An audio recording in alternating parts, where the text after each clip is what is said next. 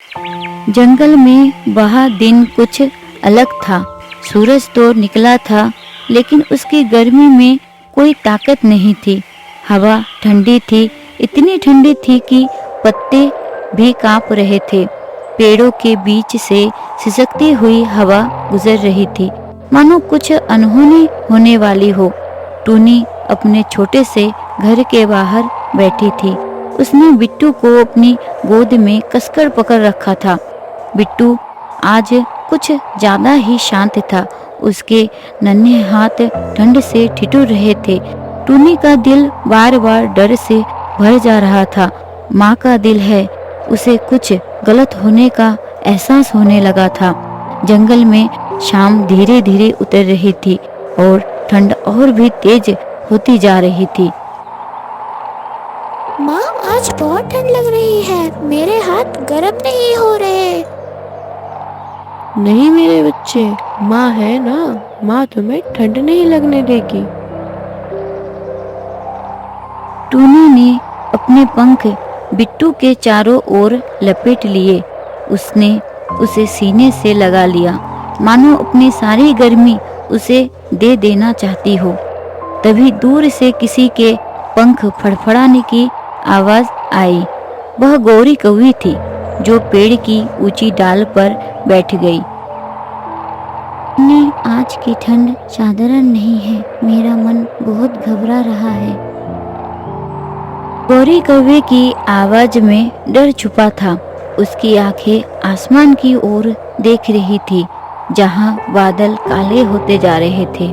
उसी वक्त एक झाड़ी के पीछे से छोटा सा जग्गू निकल आया।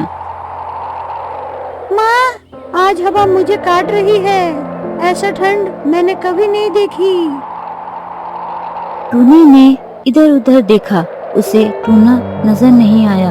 टूना सुबह से ही खाने की तलाश में गया था। टूनी का दिल और घबरा गया। टूना अभी भी नहीं आया। इतनी ठंड में बिट्टू को कैसे बचाऊंगी। अचानक जंगल में एक भारी आवाज गूंजी। Who who who. यह आवाज थी उल्लू की। वह पास के सूखे पेड़ पर बैठा था। उसकी आंखें चमक रही थी। जब रात इतनी ठंडी हो जाए तो किस्मत चुपचाप फैसला लेता है। उल्लू की बात सुनकर सबके शरीर में सिहरन दौड़ गई। कबूतर, जो अब चुप था, धीरे धीरे पास आया। डरो मत, सब ठीक होगा। उम्मीद को कभी ठंड नहीं लगती। लेकिन टूनी की नजरें बार बार बिट्टू पर जा रही थी। बिट्टू अब और ज्यादा शांत हो गया। उसकी सांसें हल्की हल्की चल रही थी। दूर से टूना दौड़ता हुआ आता दिखाई दिया।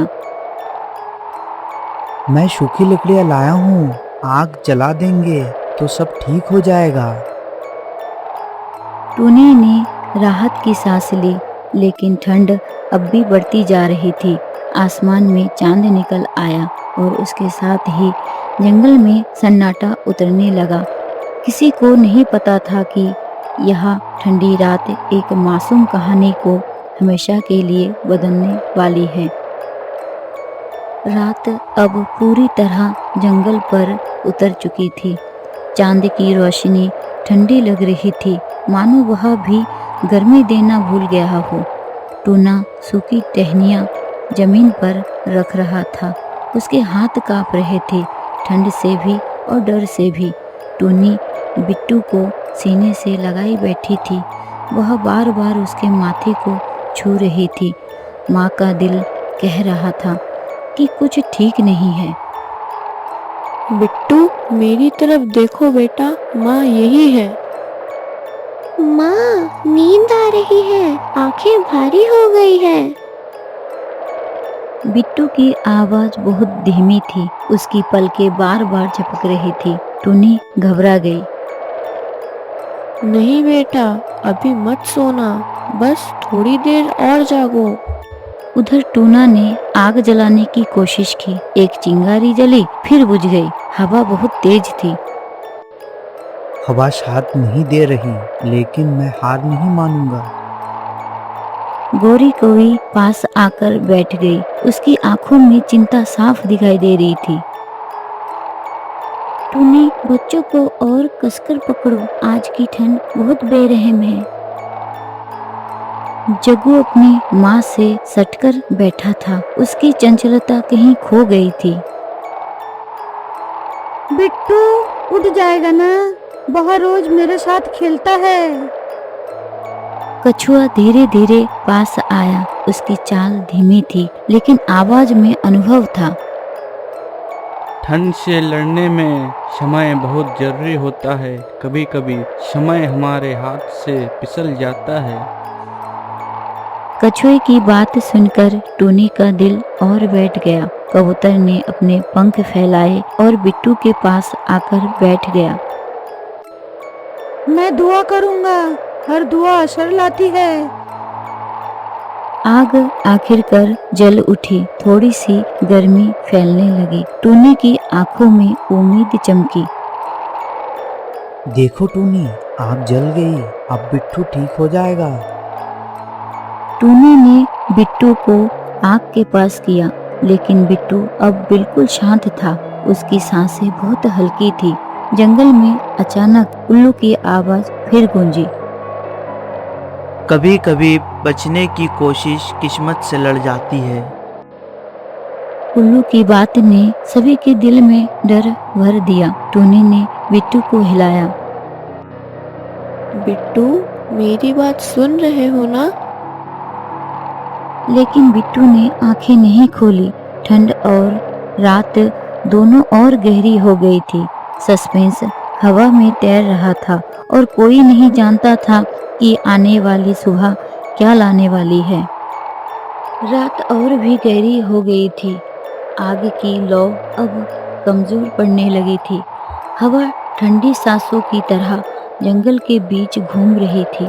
चारों तरफ सन्नाटा था। ना पत्तों की सरसराहट, ना झिंगोर की आवाज, बस एक माँ की धड़कन और एक बच्चे की धीमी सांसें।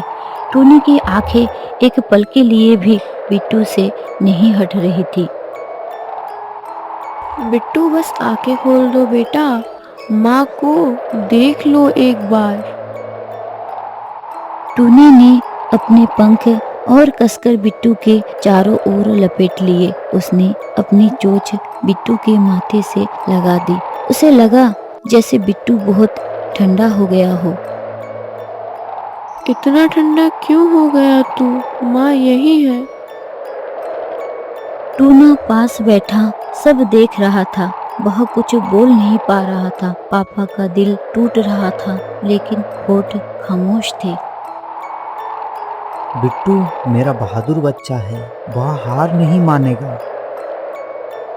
गोरी कौवी ने अपनी आंखें बंद कर ली। उसका अनुभव कह रहा था कि यह रात आसान नहीं है।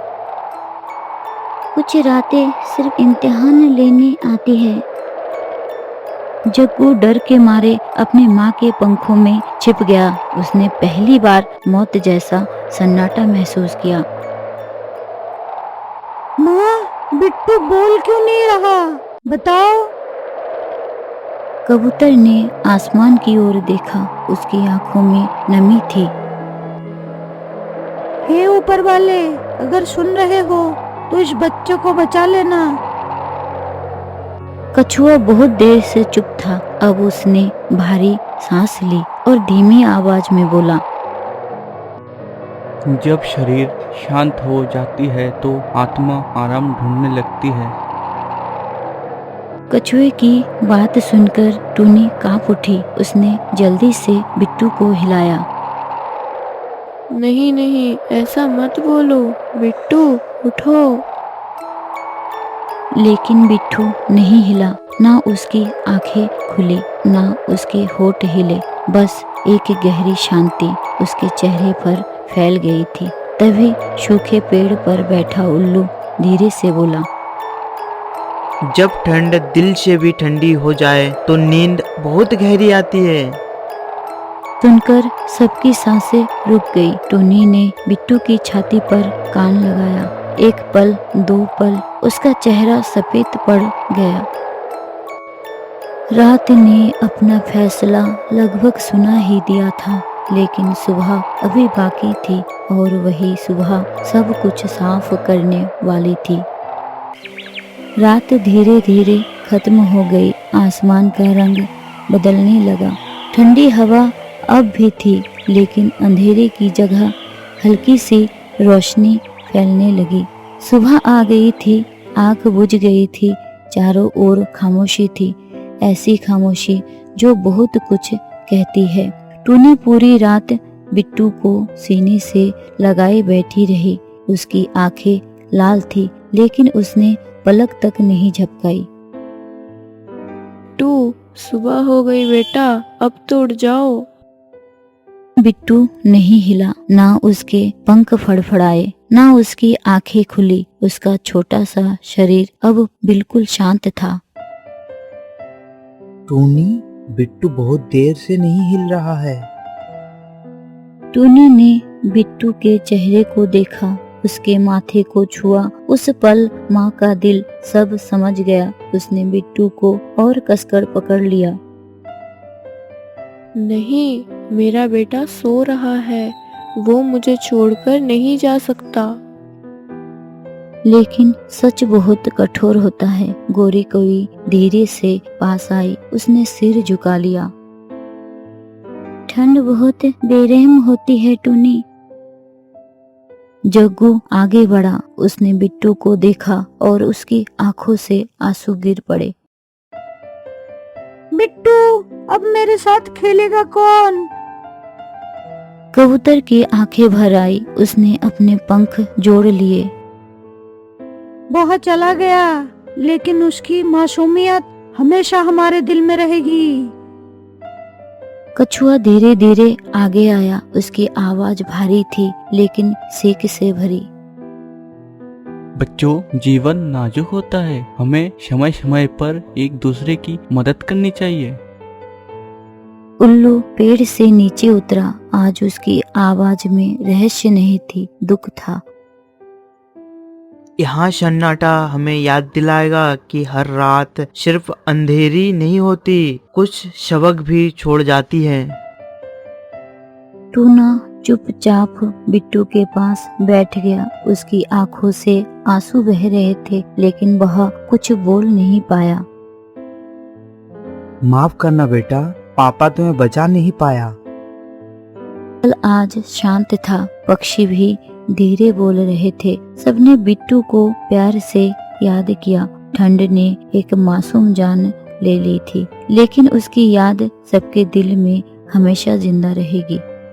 बच्चों, हमें हमेशा एक दूसरे का ध्यान रखना चाहिए। ठंड, भूख या दुख कोई भी छोटा नहीं होता। प्यार और समय पर मदद कई जिंदगियां बचा सकती है।